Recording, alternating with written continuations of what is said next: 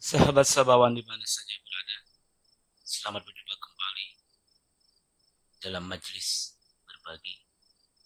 berbagi kehidupan, berbagi pengalaman menjalani kehidupan, berbagi pengalaman mencari ilmu, dan terutama berbagi pengalaman mencari guru yang akan menjadi lentera bagi kehidupan kita ini dalam rangka menyempurnakan kehidupan baik di dunia maupun di akhirat. Sahabat Sabawan, Assalamualaikum warahmatullahi wabarakatuh. Innal hamdalillah usalli wa usallimu ala rasulillahi khatamin nabiyina wa rasul Muhammad ibn Abdullah wa ala alihi wa ashabihi wa wala. Dalam pertemuan ini, mari kita senantiasa bersambung kepada Kanjeng Nabi Muhammad sallallahu alaihi wasallam yang telah Allah jadikan sebagai pusat persambungan. Semoga pertemuan kita ini adalah bersambung senantiasa kepada Kanjeng Nabi Muhammad sallallahu alaihi wasallam. Dan tentunya sebelum kita memulai pembicaraan ini, alangkah baiknya kita senantiasa memuji kepada Allah Subhanahu wa taala. Pujian ini tiada lain adalah mengekspresikan kita sebagai hamba-Nya yang senantiasa memuji, tiada yang dipuji paling luhur kecuali Allah Subhanahu wa taala. Maka pada waktu yang sama Allah akan memuji kepada orang-orang yang senantiasa memujinya. Sahabat Sabawan, pengalaman saya pada hari ini ketika saya sedang berjalan di wilayah Kebon Raya Bogor, kemudian saya berehat sebentar. Tanpa disadari, lewatlah sahabat saya lama, sebanyak 3 orang. Kemudian tidak lama kemudian, kami berbincang-bincang tentang pengalaman yang cukup lama tidak pernah bertemu kembali. Dari pembicaraan ini, ada 3 pertanyaan yang disampaikan oleh para sahabat 3 ini. Pertanyaannya, ini sering terjadi, khususnya kepada para sahabat yang sedang biasa, yang sedang berjalan mencari sebuah kecintaan kepada Allah dan kepada Rasul-Nya melalui para guru. Sahabat yang pertama menyampaikan pertanyaan, bagaimana kedudukan seorang yang sedang belajar kepada seorang guru, khususnya guru yang membimbing baik di dunia maupun sampai ke akhirat. Kemudian di pertengahan jalan, murid ini memutuskan untuk meninggalkan gurunya karena suatu hal menurut pandangan muridnya adalah tidak berjalan lagi sesuai dengan moral yang ada. Adapun pertanyaan yang kedua adalah, kira-kira sebenarnya apa ciri-ciri seseorang orang itu dikatakan? Karena pada hari ini banyak teman-teman daripada kita senantiasa menyampaikan bahwa kami adalah, tentu adalah munculnya para guru ini menjadi pertanda kebaikan bagi masyarakat dalam menyiarkan agama Islam, terkhusus membawa masyarakat kepada jalan yang diridhoi Allah dan Rasul-Nya. Adapun pertanyaan yang ketiga yang tidak kalah pentingnya dari para sahabat, ada berapa tipe atau tipologi seorang? Karena pengalaman saya, karena sahabat tersebut menyampaikan, beraneka ragam guru yang saya hadapi dan beraneka ragam juga pengetahuan yang saya dapat. Sahabat Sabawan, dari ketiga pertanyaan ini saya merenung sejenak dan saya ingat pengalaman saya pribadi ketika berjalan dan sampai sekarang pun berjalan mencintai para guru-guru yang senantiasa menyampaikan pengetahuan dan penuh keikhlasan tanpa ada riset apapun. Pertanyaan yang pertama mungkin yang saya ingat kepada kepada guru saat itu ketika saya masih duduk di majelisnya. Jadi saya mencoba dari ketiga pertanyaan itu akan jawab dengan pernyataan guru saya ketika menyampaikan pengetahuan, ketika menyampaikan pesan kepada murid-muridnya, termasuk kepada saya yang ada di dalamnya. Kira-kira begini perkataan seorang guru kepada kita. Wahai anak-anakku, engkau harus pahami bahwa dalam mengajar pengetahuan itu para guru tidak lebih daripada 3 macam. Yang pertama ada seorang guru yang mengajarkan akhlak, etika, atau moral. Sebelum ia mengajarkan sebuah ilmu. Ta'limul akhlak qabla al-ilm. Guru tersebut mengajarkan akhlak sebelum ilmu. Yang kedua, ada seorang guru mengajarkan langsung pengetahuan kepada para murid-muridnya. Kemudian disusul dengan mengajarkan akhlak. Ini juga ada dilakukan oleh para guru, khusus guru-guru yang ada di kota-kota. Adapun yang ketiga adalah ada seorang guru yang mengajarkan secara bersamaan antara moral dan pengetahuan. Wahai anak-anak, akan saya jelaskan satu persatu. Guru yang pertama yang mengajarkan akhlak sebelum ilmu tersebut. Tradisi ini telah berjalan cukup lama, dari abad ke abad. Bahkan kalau kita membuka lembaran lama, kita membuka kepada perjalanan para ulama, misalnya saja kita ambil Imam Syafi'i. Ada sebuah pengalaman dari Imam Syafi'i ketika beliau setelah pulang dari belajar mencari ilmu, mungkin kalau di kita ada tradisinya di pesantren. Sesampainya ke rumah, beliau tanpa mengetuk langsung masuk saja. Setelah masuk dalam ruangan, kemudian Imam Syafi'i menyampaikan hal-hal pengetahuan yang disampaikan dalam belajar di pesantren tanpa ditanya apapun oleh ibu. Sepanjang Imam Syafi'i menyampaikan pengetahuan yang didapati dari pesantren, ibunya hanya diam saja. Melihat gelagat demikian, Imam Syafi'i berkata kepada ibu, wahai ibu, mengapa engkau tidak merasa bahagia dengan pengetahuan yang telah saya dapati selama?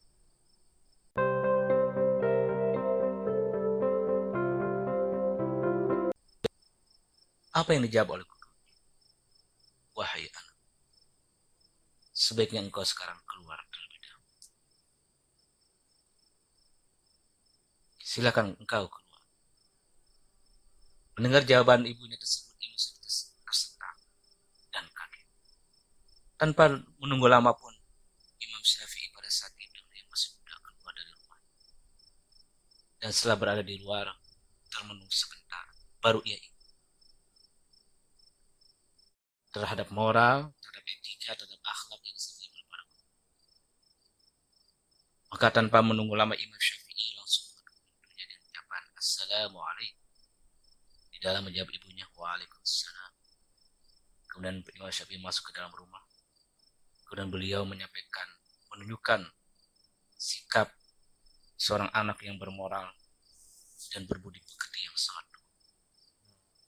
Belum bicara tentang pengetahuan, maka setelah menunjukkan moral kepada ibunya yang sangat luhur, maka saat itu ibunya menyampaikan, wahai, harus seperti itulah engkau tunjukkan. Ilmu itu nomor 2, yang terpenting adalah akhlak. Nah, cuplikan dari cerita ini, wahai anak-anak, kata guru tersebut kepada kami. Guru yang pertama menyatakan akhlak. Ini biasa terjadi dalam tradisi pengetahuan tuaan pun lama, khususnya di kampung-kampung. Maka jangan heran guru mengajarkan ini bisa beberapa tahun, bisa berpuluh tahun sebelum mengajarkan pengetahuan ilmu karena ia tidak mau menyampaikan pengetahuan emas ini kepada seorang anak yang tidak belum berilmu.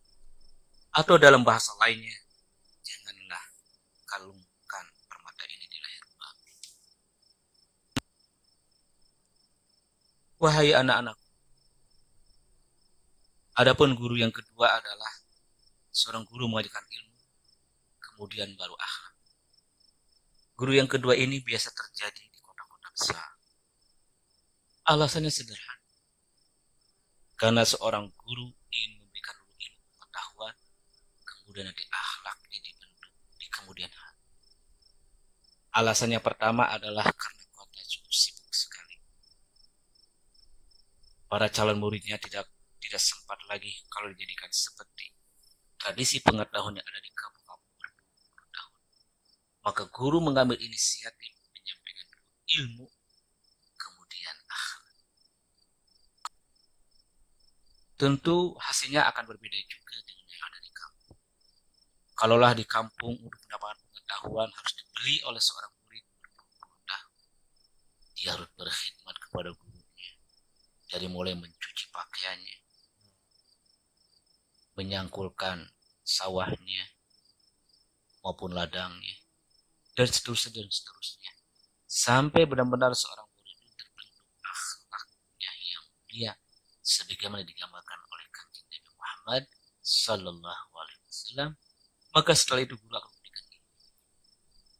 Maka ketika seorang murid ini berpuluh-puluh tahun menunggu ilmu yang akan disampaikan dan gurunya menyampaikan, maka seorang murid akan menerimanya dengan sangat luar biasa.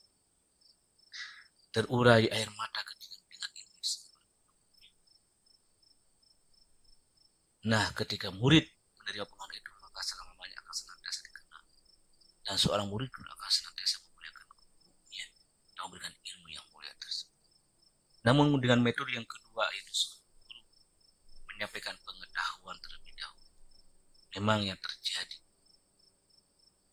setelah melihat perkembangan saat ini tidak sebaik apa yang terjadi di desa-desa. Tapi hal itu diambil oleh seorang guru berinisiatif, karena seorang guru yang menyebarkan pengetahuan kepada di kota. Tentu tipologi ini sangat jarang dilakukan oleh para guru, namun hanya guru-guru yang berani dan punya inisiatif besar mencobanya untuk menyampaikan pengetahuan di kota. Semoga para sahabat semuanya bersahabat bahwa yang ada senantiasa di kota-kota menemukan guru tersebut. Kalaulah menemukan guru tersebut, maka janganlah kau sepelekan. Janganlah engkau nilai dengan materi yang cukup kecil. Jangan kau berbangga dengan materi yang kau punya. Tapi kau harus nilai sebuah pengetahuan yang kau dapat. Karena pengetahuan yang kau dapati dari guru yang ada di kota tersebut, kau tidak sama seperti yang kau pelajari di desa maupun di kampung-kampung yang mengedepankan akhlak.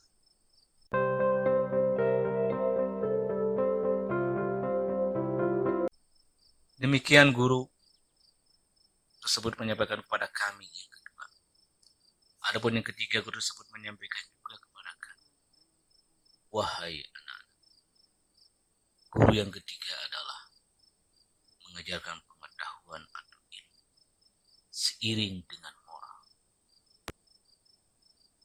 Ini juga mempunyai kelebihan maupun kekurangan. Tapi seorang guru yang mengajarkan bersamaan antara ilmu dan moral juga memiliki konsekuensi logis. Ia senantiasa berada di kota maupun ada di kampung, tapi tetap yang berakhlak, yang seiring dengan perjalanan yang kedua ini, yang ketiga ini adalah dengan ilmu, masih juga terdapat di pesisiran kampung-kampung, sangat jarang didapati di kota. Maka jangan heran dengan guru yang ketiga ini sangat piawai dalam berkomunikasi, baik berkomunikasi verbal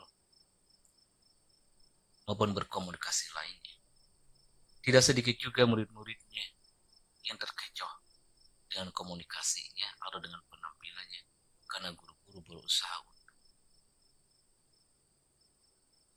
menyamakan dengan psikologis dengan moralis yang sedang berjalan di antara karang.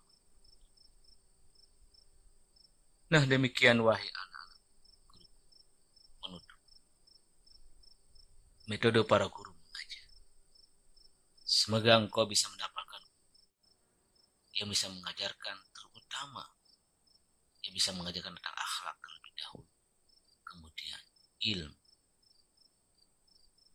Sahabat sahabawan, demikian jawaban yang pertama tentang bagaimana metode seorang guru mengajar yang saya teringat dari perkataan guru saya ketika menyampaikan pengetahuan di depan para murid-muridnya. Sahabat sahabawan yang mulia, adapun tipologi guru, ciri-ciri seorang guru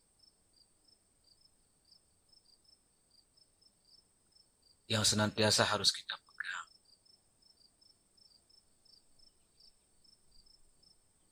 Sebagaimana perkataan guru, ketika saat itu saya mengingat di majelisnya. Wahai anak, guru kami ya Syekh Ahmad Kabir Rifai, seorang guru besar, seorang waliullah pada masa itu, pernah menyampaikan kepada para murid, hendaklah seorang guru itu yang pertama mampu mendampingi muridnya ketika menghadapi sakaratul maut. Yang kedua, hendaknya seorang guru mendampingi guru muridnya ketika berada di alam kubur dan ditanya oleh malaikat munkar dan nakir. Dan yang ketiga, seorang guru hendaknya mampu menggandeng muridnya ketika melewati jembatan Shiratal Mustaqim. Ketika sifat inilah golongan daripada guru yang ada di kami, kata Syekh Ahmad Kabir Rifai. Wahai sahabat, tentu guru yang disampaikan oleh Syekh Ahmad Kabir Rifai ini tidaklah mudah untuk bisa kita dapat. Walaupun ada hanya hitungan jari dalam suatu daerah, atau mungkin di Nusantara. Kada jangan khawatir wahai sahabat, kalau engkau bersungguh-sungguh mencari sebuah kebenaran, maka Allah akan menemukan kebenaran. Dan seandainya kalau engkau telah mendapat, maka bersimpulah di kaki pengetahuan kepada guru tersebut. Sekalipun dalam perjalanan nanti terkadang menurut akal seorang murid tidak rasional, tidak moralis, tidak materialis, dan sebagainya, tapi engkau harus tutup sebuah kekurangan yang dalam pandangan murid itu, kau lebih baik ambil pengetahuan yang akan didapati dari guru tersebut. Adapun ciri seorang guru yang selanjutnya, sesuai dengan perkataan guru kami, yaitu seorang guru harus siap menjadi keser para murid. Mendengar guru saat itu saya terentang, berpikir keras memahami apa maksud daripada perkataan seorang guru itu adalah kesetnya para murid. Alangkah hina dan dinanya seorang guru hanya menerima kotoran-kotoran dari para muridnya, sementara muridnya beriang gembira melakukan sebuah kesalahan. Alangkah besar tanggung jawab seorang guru. Dia harus bisa menerima kesalahan-kesalahan seorang muridnya dalam menjalani kehidupan. Bahkan dalam benak pikiran saya saat ini, alangkah besarnya tanggung jawab seorang guru sampai kesalahan seorang murid pun harus diterima. Sementara dalam sebuah ayat mengatakan, seorang yang berdosa tidak bisa menanggung dosa orang lain.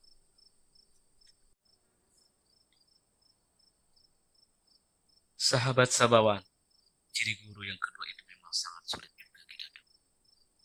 Berpuluh-puluh tahun saya sendiri juga mendatangi guru dari satu guru ke guru yang lain, dari satu majlis ke majlis yang lain.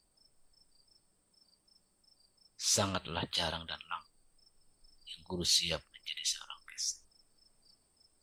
Kalau demikian wahai sahabat, kalau engkau telah bertemu dengan seorang guru, apapun itu namanya dia dipanggil, dan dia siap menerima kasihnya, maka engkau harus serahkanlah jiwa dan ragamu kepada guru tersebut. Maka engkau pasti selamat karena telah memberikan jamin. Wahai sahabat, ciri guru yang ketiga minimal sebagaimana kami terima daripada guru kami. Pada masa itu guru menyampaikan, wahai anak, ciri guru yang ketiga minimal yang kau akan pelajari itu adalah seorang guru harus memberikan jaminan keselamatan dunia maupun akhir. Harus benar-benar doa yang senantiasa kita bacakan. Rabbana atina fid dunya hasanah wa fil akhirati hasanah. Kebaikan di dunia maupun akhirat harus benar-benar dijamin oleh seorang guru. Karena kalau kita menemukan guru yang ketiga ini, ciri yang ketiga ini, maka sudah dipastikan akan selamat. Karena guru tersebut adalah bersama pengetahuannya dan jaminnya kepada terakhir pada kanjeng Nabi Muhammad sallallahu alaihi wasallam.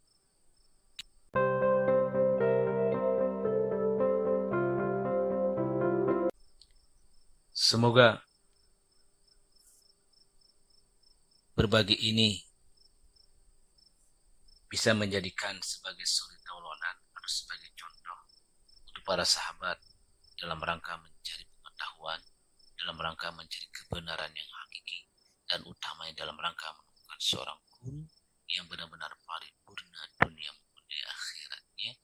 Dan terutama yang perlu kita garis bawah yang terakhir ini, seorang guru sebagaimana yang kita gambarkan oleh Syekh Ahmad Kabir Rifai, dan seorang guru harus siap menjadi keset. Dan yang ketiga, seorang guru harus bisa menjamin dunia dan akhir. Demikian yang bisa saya sampaikan pengalaman bagi yang barusan telah saya berbincang-bincang dengan sahabat di bawah pohon rindangnya kebun raya. Semoga bermanfaat. Dan saya akhiri. Wassalamualaikum warahmatullahi wabarakatuh.